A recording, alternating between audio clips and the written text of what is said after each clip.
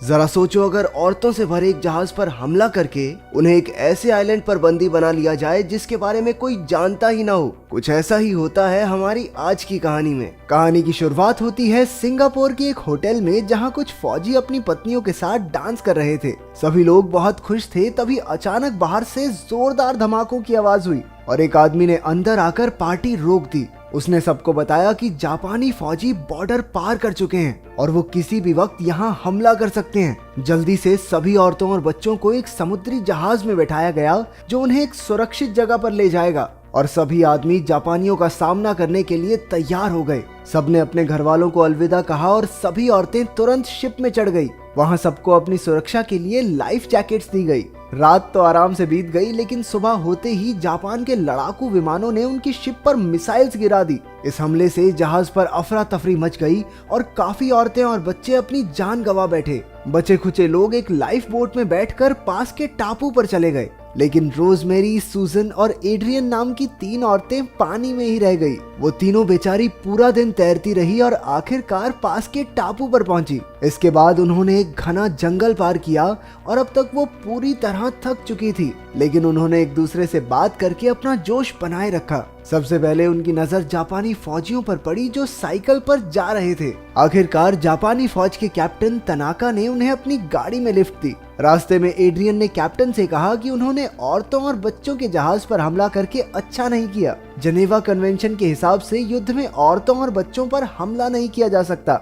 लेकिन कैप्टन ने कहा कि जापान ने तो कभी जनेवा कन्वेंशन को साइन ही नहीं किया। जब वो तीनों एक शहर में उतर गई तो अचानक एक जापानी फौजी ने रोजमेरी के गाल पर बिना बात के ही थप्पड़ जड़ दिया। फिर वो उन तीनों को घसीटकर और लोगों के बीच ले गया। पता चला कि असल में जो औरतें और बच्चे लाइफ बोट में बच गए थे उन्हें जापानी फौजी बंदी बनाकर यहाँ ले आए थे। यहीं पर सूजन ने अपनी नर्स सहेलियों को देखा। अपनी साथी नर्सों को वहाँ जिंदा देखकर सूजन बहुत खुश हुई। इसके बाद सैनिक उन सबको जंग के कैदियों के बेस पर ले गए, जहाँ कई देशों के कैदी मौजूद थे। अगली सुबह सैनिकों ने सारे कैदियों को उठाया। वो उनके साथ जानवरों से भी बुरा बर्ताव करते थे। फौज के कर्नल ने कहा कि अब वो सभी जापानी सरकार के कैदी हैं और उन्हें अब उनकी मर्जी के हिसाब से ही रहना होगा। तभी एक औरत ने उस पर हमला करने की कोशिश की, लेकिन जापानी फौजी ने उसे पकड़कर बहुत पीटा। इसके बाद सैनिकों ने उन्हें जबरदस्ती जापानी झंडे के सामने सर झुकाने को कहा। कुछ देर बाद एक ट्रक वहां पहुंचा जिसमें जापानी सैनिकों का खाया हुआ मीट और सब्जियां थी।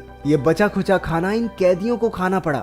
सभी औरतें आपस में बातें करने लगी और उन्होंने देखा कि वहां कई देशों की औरतें मौजूद थी। नाश्ता करने के बाद उन सबसे पूरा दिन कड़ी धूप में खेतों में काम करवाया जाता था। वहां पर औरतों के लिए टॉयलेट तक की सुविधा नहीं थी। चाहे कोई कितना भी थक जाए, लेकिन उन्हें आराम करने की इजाजत नहीं थी। हर रोज जापानी सैनिकों के नहाने के लिए उन सबको पानी भरकर लाना होता था। उस समय फौजी बिना किसी शर्म के उनके सामने बिना कपड़ों के घूमते रहते थे। उन औरतों के लिए ये काम बेहद मुश्किल था, लेकिन मजबूरी में उन्हें ये सब करना पड़ता था। उनमें से एक औरत ने सब में ये अफवाह फैला दी कि पहाड़ी के दूसरी ओर आदमियों को बंदी बनाकर रखा गया है, लेकिन किसी ने उस पर यकीन नहीं किया। हालांकि रोजमेरी को लगा कि हो सकता है उसका पति भी उसी तरफ हो। कुछ हफ्तों बाद ही सारे कैदियों के बीच मलेरिया फैल गया। उनमें से कुछ तो मर गए और कुछ पूरी तरह बेड रेस्ट पर आ गए। उनमें से सबसे बूढ़ी औरत मिसेस रॉबर्ट्स को भी मलेरिया हो गया था। वो जहाज पर हुए हमले के बाद भी अपने पालतू कुत्ते को यहाँ तक अपने साथ लाई थी, लेकिन कैंप में मौजूद कुछ औरतें दुआ कर रही थी कि काश मिसेस रॉबर्ट्स मर जाए ताकि वो सब उसके कुत्ते को मारकर खा सकें। इससे पता चलता है कि जरूरत पड़ने पर इंसान क्या कुछ नहीं कर सकता। इतने सारे लोगों के बीमार हो जाने की वजह से अब वहाँ दवाइयों का अकाल पड़ गया था। इसलिए उन औरतों ने फौजियों को अपने झुमके देकर दवाई लेने की सोची। ये काम करने के लिए विंग नाम की एक चाइनीज औरत तैयार हो गई। वो रात को कैंप से भाग निकली और तारें पार करके दवाई लेने में कामयाब हो गई, लेकिन उसी वक्त कुछ गार्ड्स को उसके भागने की भनक लग गई। आखिरकार वो बड़ी मुश्किल से अपनी जान बचाकर झोंपड़ी में वापस लौटी। फिर उन्होंने मिस रॉबर्ट्स को वो दवाई दी जिससे उसे काफी आराम मिला। लेकिन अगली सुबह कैप्टन तनाका को इस पूरे मामले की खबर मिल गई। वो विंग को खींचकर सबके सामने ले आया और उसे वहीं पर जिंदा जला दिया। उसे जलता देखकर बाकी औरतों का तो दिल दहल गया। उस शाम एड्रियन एक धुन गुनगुना रही थी जब डेजी नाम की एक बूढ़ी औरत उसके साथ गाने लगी। संगीत को लेकर उन दोनों में गहरी दोस्ती हो गई और दोनों ने मिलकर बाकी कैदियों के मनोरंजन के लिए एक ऑर्केस्ट्रा शुरू करने का फैसला किया। वो दोनों किताब में गाने लिखा करती, लेकिन कुछ औरतें जापानियों के डर से उन्हें रोक रही थी। अगली सुबह एड्रियन और डेजी ने ऑर्केस्ट्रा की पहली प्रैक्टिस की शुरुआत की, लेकिन उसी वक्त फौजियों ने आकर रंग में भंग डाल दिया। उन्होंने औरतों को पकड़ पकड़ कर पीटा, क्योंकि किसी को भी गाने बजाने की इजाजत नहीं थी। लेकिन वो औरतें भी हार मानने वालों में से नहीं थी। उन्होंने एक छोटा ग्रुप बना लिया और शांत जगहों पर छिप छिप कर प्रैक्टिस करनी शुरू कर दी। धीरे धीरे उन्होंने काफी गाने तैयार कर लिए। एक दिन अचानक सार्जेंट उनकी झोपड़ी में घुस आया और डेजी के पास पहुंचा। उसने डेजी को एक कागज दिया जिस पर कई लड़कियों के नाम लिखे थे। फौजी उन सबको पकड़कर एक ट्रक में डालकर अपने साथ ले गए। वो सब एक बंगले में पहुंचे जहां कई जापानी अफसर रहते थे। एक आदमी ने उन्हें समझाया कि उन सबको अपनी जिंदगी सुधारने के लिए एक मौका दिया जा रहा है। अगर वो इन अफसरों की रखैल बनकर रहने को तैयार हो जाएं, तो उन्हें मखमली बिस्तर, अच्छा खाना और रहने के लिए कमरा मिलेगा। ये सुनते ही कुछ औरतें तो गुस्से से आग बबूला हो गई, लेकिन कुछ ने मौके पर चौका मारकर अफसरों के साथ रहने में ही अपनी भलाई समझी। अब कई महीने बीत चुके थे, लेकिन जंग खत्म होने का नाम ही नहीं ले रही थी। धीरे धीरे कैंप में कई औरतों की मौत भी हो गई थी। एड्रियन ने सूजन और उसकी सहेलियों को उनके ऑर्केस्ट्रा में शामिल होने को कहा। एक दिन सूजन डॉक्टर वर्स्टैक के कैबिन में घुस गई और उसने देखा कि वो एक लाश के मुंह से सोने का दांत बाहर निकाल रही थी। पहले तो उसे लगा कि ये डॉक्टर बिल्कुल नीच हरकतों पर उतर आई है, लेकिन असलियत तो ये थी कि डॉक्टर जापानी फौजियों को सोना देकर दवाइयों का इंतजाम किया करती थी। डॉक्टर ने सूजन को भी ये काम सीखने को कहा, ताकि अगर वो कभी मारी भी गई तो कोई तो हो जो कैदियों की जान बचा सके। उस रात जब एड्रियन झोपड़ी से बाहर निकली तो एक सैनिक ने उसे पीछे से पकड़ लिया। उसने शराब पी रखी थी और वो एड्रियन का फायदा उठाना चाहता था, लेकिन एड्रियन ने अपनी इज्जत बचाने के लिए उसे कीचड़ में धक्का दे दिया। तभी बाकी फौजी वहां आ गए और उन्होंने एड्रियन पर बिना बात के एक फौजी पर हमला करने का इल्जाम लगाया। उसे पूरी रात एक पिंजरे में बंद करके रखा गया और सुबह होते ही सैनिक उसे कैप्टन तनाका के पास ले गए। उस सैनिक ने तनाका से झूठ कह दिया था कि उसने तो एड्रियन को सिर्फ इसलिए छुआ क्योंकि वो जापानी झंडे के सामने सर नहीं झुकाती थी। जब एड्रियन ने तनाका को सच बताने की कोशिश की तो उसने उसे धक्का देकर जमीन पर गिरा दिया और जोर जोर से लाते मारने लगा। उधर बाकी औरतें कर्नल के ऑफिस में जाकर एड्रियन को रिहा करने की गुजारिश करने लगी। उन्होंने कहा कि जब गलती फौजी की थी तो एड्रियन को सजा क्यों मिले।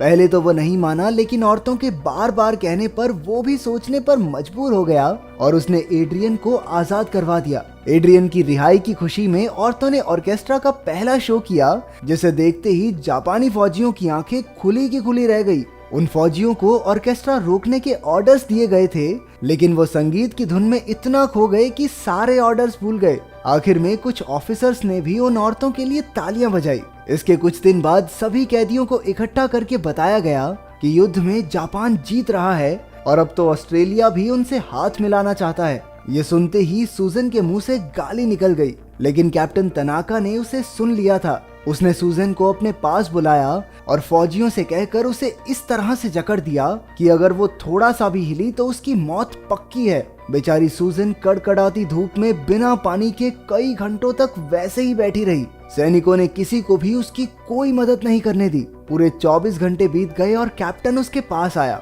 उसकी जीने की इच्छा देखकर वो काफी इम्प्रेस हुआ और आखिरकार उसने सूजन को छोड़ दिया। अब तो हर रात को औरतें कर्नल और सार्जेंट के लिए ऑर्केस्ट्रा परफॉर्म करती थी और इतने दिन से उन्हें लगातार सुनकर वो लोग भी उनके फैन हो गए थे। उन्होंने तो औरतों को इनाम के तौर पर 2 साबुन की टिक्कियां भी दी। वाह, कितने दयालु लोग हैं ये। उन औरतों को वहां आए हुए पूरे 2 साल बीत चुके थे। एक दिन उन सबको एक अलग जगह पर ले जाया गया जहां और भी कम सुविधाएं थी। दरअसल सच्चाई तो ये थी कि जापान युद्ध में हार रहा था। अब उनके पास अपने सैनिकों तक के लिए खाना नहीं बचा था, तो कैदियों की तो बात ही क्या है। दूसरी जगह जाते हुए रोजमेरी की नजर उन कैदियों पर पड़ी जिन्हें जापानी फौजी बंदी बना के ला रहे थे। उनमें से एक उसका पति भी था, जिसे देखकर वो हैरान रह गई। वो जानती थी कि अब उसके पति को मार दिया जाएगा। वो बेचारी पूरे रास्ते रोती हुई गई, क्योंकि वो जानती थी कि वो अब अपने पति से कभी नहीं मिल पाएगी। नई जगह पर पहुंचकर उन सबको टूटे फूटे घरों में बिना गद्दों के रहना पड़ा। वहां पर खाने के लिए भी बहुत कम राशन आता था, इसलिए औरतों को जंगली सांप और जानवर खाकर अपना गुजारा करना पड़ता। इस दयनीय हालत में रहने की वजह से कई औरतें बहुत बीमार हो गई। अपने पति की मौत के बारे में सोचकर रोजमेरी के जीने की इच्छा पूरी तरह खत्म हो चुकी थी। उसने खाना पीना बंद कर दिया और दिन रात बस रोती रहती थी। कुछ दिन बाद वो चल बसी। उनकी झोपड़ी के साथ का खेत अब शमशान बन चुका था। आखिर में बस गिने चुने लोग ही बच पाए थे।